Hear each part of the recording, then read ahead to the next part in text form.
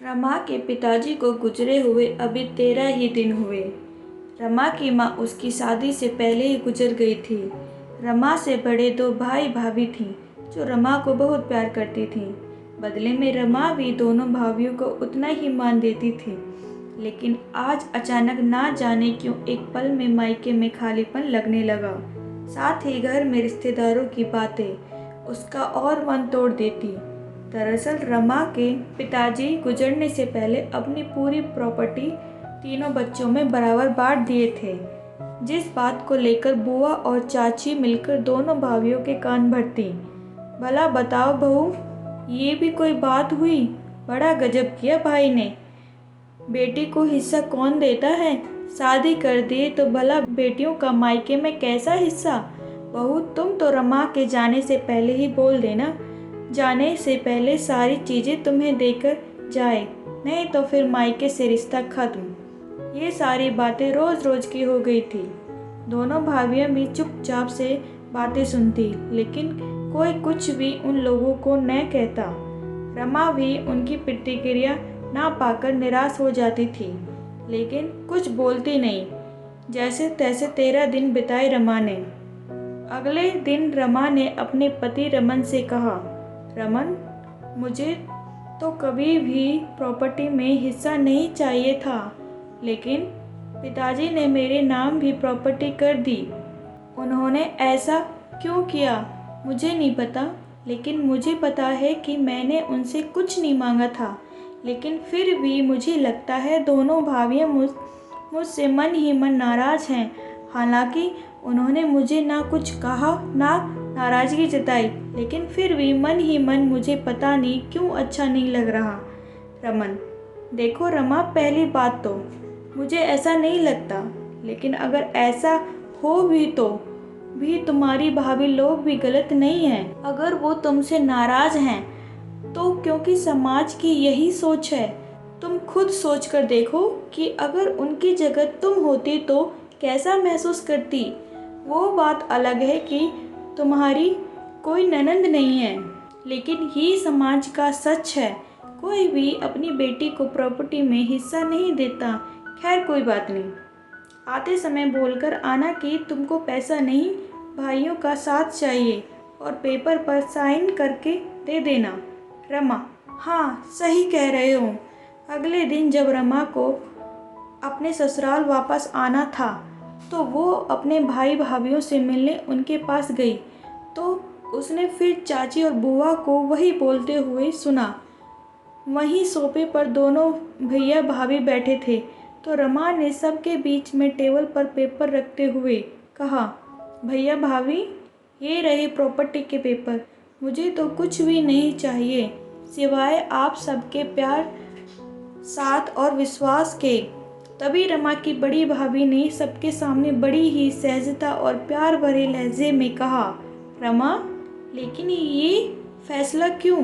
हम में से तो किसी ने भी मना नहीं किया बाबूजी की दी हुई किसी भी चीज़ को लेने से। फिर आप क्यों मना कर रही हो? पीछे से रमा की छोटी भाभी भी बोल पड़ी, क्या बात हो गई रमा, अचानक से ये फैसला क्यों? तब रमा ने कहा, क्योंकि भाभी, मैं नहीं चाहती कि इस प्रॉपर्टी और पैसे की वजह से मेरा मायका मुझसे छूट जाए। आप सब मुझसे नाराज रहें। आप सबकी खुशी मेरे लिए सबसे पहले मायने रखती हैं। वैसे भी शादी के बाद बेटियों का प्रॉपर्टी में हिस्सा लेना या माता पिता द्वारा हिस्सा दिया जाना, दोनों ही गलत माना जाता है।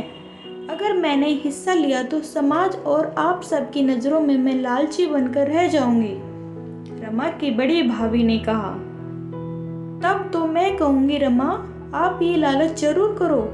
इसलिए नहीं कि आपको समाज क्या कहेगा, बल्कि इसलिए इससे बेटियों के पिट्ठी बने समाज के नियम में बदलाव जरूर आएगा।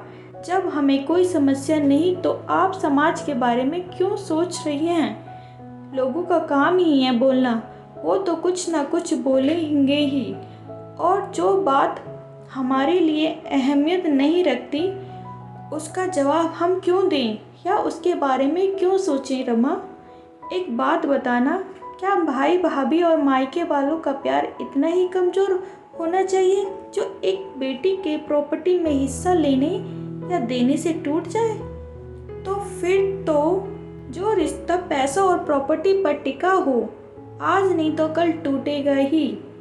हम चाहे जितनी भी कोशिश कर लें उनको बचाने की, और क्यों समाज हर कुर्बानी हम औरतों से ही चाहता है, कभी माँ के रूप में, कभी बेटी, तो कभी बहन, तो कभी पत्नी के रूप में।